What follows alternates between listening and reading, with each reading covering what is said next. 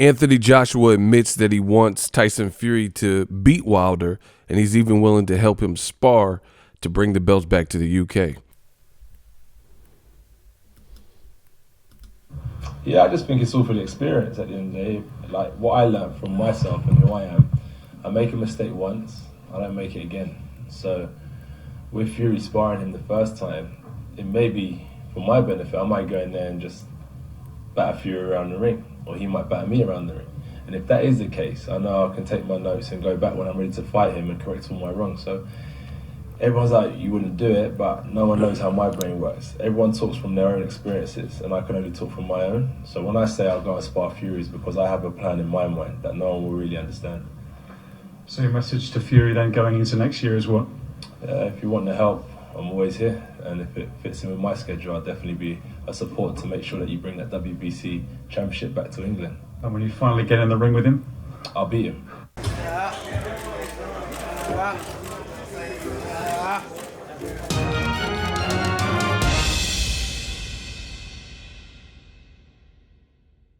What up, Fight World? It's your boy Ego, and I'm back with some more boxing. Make sure you smash the like button. Also subscribe to the channel for the latest and greatest in boxing. If you want to become part of the gang, notification gang, please hit the bell icon. Shout out to the Super Chats, channel donations, the Venmo donations, the Cash app, and the Patreon family. We working. Shout out to ESPN Plus as well. Before I get into this Joshua news, ESPN Plus, use the link in the description to any of my videos, and it helps the channel grow. Joshua, link in the description, did an interview with Sky Sports. He said some weird things. He, doubled down and, reiterated why he would want to fight Tyson Fury and help him spar for Wilder. This is what he told Sky Sports. You guys heard the clip, but, I'll read the quote. It's all for experience at the end of the day. What I learned from myself and who I am. If I make a mistake once, I don't make it again. With Tyson Fury sparring him for the first time, maybe for my benefit, I might go in there and just batter him around the ring, or he might batter me around the ring. If that's the case, I know I could take my notes and go back when I'm ready to fight him and correct all my wrongs. Everyone's like, you wouldn't do it, but no one knows how my brain works. That's a true statement. No one knows how your brain works. Everyone talks from their own experiences, and I can only talk from my own. So when I say I'll go spar Tyson Fury, it's because I have a plan in mind that no one will really understand. I'll beat him if I fought Tyson Fury.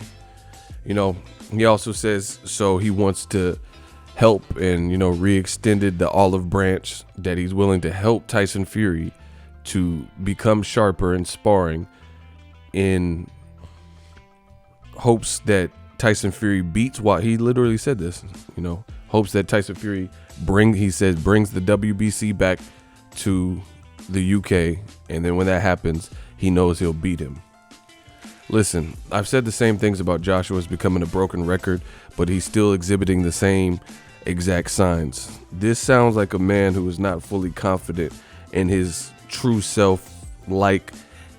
It's weird because it's almost bipolar behavior. Some interviews he comes and he says stuff like, oh, Wilder, meet with me, and he sounds like he's real confident, and as if he's the one that was pushing for the Wilder fight, or, he sounds confident. It's really, this is what I noticed. I feel like if he says something in the media and then it's received badly from the public, and then the public, there's a lot of pressure, like, oh, he's doing this and you don't want to fight him, and then there's pressure. It's like he's forced to come out and say something a bit more aggressive and a bit more, oh, yeah, I'll knock him out, and, fear nobody, say these machismo, tough guy quotes or whatever you want to call them. And then there's other elements where he's kind of in his own element. Maybe the pressure is not at that given moment real high, and then he says a lot of things that to me shows vulnerability. He's talking about, this is just, to me, this looks bad. I don't recall a time in heavyweight history where we've seen this. He's talking about basically sending another man to war who already, got knocked out by Wilder and somehow was able to get up. See, the reason I'm saying knocked out is because what happened to Tyson Fury was legitimately ref's discretion. And we've seen Jack Reese made some very questionable decisions. KSI Logan Paul, he had flack for how he handled the point deduction. He didn't give KSI credit for his knockdown. Then last weekend, Charlo Harrison, he stopped it at a weird point. But when Charlo was blasting Harrison with 3 uppercuts in a row and then some other shots where Harrison's head's rocking back, he allowed the fight to continue. And, you know, Charlo pretty much thought it was over. He was celebrating and things like that. Jack Reese let it continue. So fast forward to December, Wilder Fury. Wilder was doing, you know, trying to find his shots, drop Fury. And then in the 12th round, you know, after Tyson Fury had done pretty well outboxing him in some of the middle rounds, you know, Wilder found that home for the right hand and then hooked him on the way down. And Jack Reese, it was really up to his discretion if that fight can continue. The guy's eyes were closed. A lot of people wouldn't have counted just off of the strength of the guy is clearly out, you know. And for whatever reason, Jack Reese allowed it. But it doesn't change the fact that Tyson Fury went through the process of being knocked unconscious from a known devastating puncher. That doesn't change. The fact of the matter is he was indeed knocked out, knocked unconscious, separated from his senses, despite Jack Reese, you know, and him reviving to survive the rest of the round or whatever. The fact is he was unconscious. So you still went through blunt force trauma that separated you from your senses, right? So this man has already been to war with Wilder, and AJ is volunteering his services. We've never seen this. Volunteering his services to help another man, and he's openly telling you he's hoping the guy, his countryman, Tyson Fury, who he hasn't in the past shown to be friends with. You know, the two have had public spats and beefs and Twitter fingers and trash talk back and forth. Tyson Fury has said very derogatory things about him, said that Joshua's not even good enough to be a sparring partner, and he's a bum and a wooden top and bum city, and a message to the weightlifter: I'll fight you. You know, he was saying he'll fight him 3 years off a layoff, no problem, and whoop him. And for whatever reason, Joshua wants to help and get in the middle of somebody else's beef and help him get sharper in the hopes. And he's, you know, he has a horse in the race. He's telling you in hopes that this guy beats the guy that the whole world wanted you to fight last year before you got knocked out by Andy Ruiz. So all of 2018, that was the talk. And you didn't fight him. You ducked $50 million and 50% of the pay-per-view. You left Showtime and got trapped on an app, which none of Joshua's numbers have come out. You know, this just looks extremely weird. There's no other way to put it. It looks extremely weird that you're almost siding with another enemy who has his own beef and issue that he needs to clear with Wilder, and you're almost double teaming, you know, like this is Macho Man and Hulk Hogan or something, and you're trying to double team one guy that you should really be fighting. You should at the very least be wanting to fight the winner. Now, he's saying he will fight Tyson Fury, but why would Tyson Fury want you in camp? If Joshua, that's what I'm saying. It's like he's not the smartest knife in the drawer. That's what it appears to me. Because why would Tyson Fury, he did accept and said, oh, yeah, I'll love to have you in the camp. I'm trying to get right, trying to get sharp. And it's almost like Joshua had to respond because people were like, what are you doing? Why do you want to help Fury spar? So now he's being asked about it again. And what he came up with is really weird. He basically said he is willing to spar with Fury because it'll be a learning lesson and he doesn't make the same mistakes twice. So with that in mind, why would Tyson Fury want you into camp when you're basically saying you want to get a preview of him? Because they've sparred in the past, but it was years ago before probably either of them were champions. Well, definitely before Joshua was a champion. Now you're basically saying you would use this sparring to learn his deficiencies and faults, and no one knows how things go on in your head. So you basically want to size him up. You want to scope him out and see what the Fury test is looking like years later. So when you have to fight him and you're pulling for him to win, which shows me you're afraid of fighting Wilder, you know, because you saying, instead of saying, hey, I want to fight the winner of that fight, you're trying to help one guy win. So that shows me that you're more comfortable with his style going up, because Fury's not the biggest puncher. You know, Wilder is. Wilder might be the heaviest puncher in heavyweight history. So it's just a really weird look.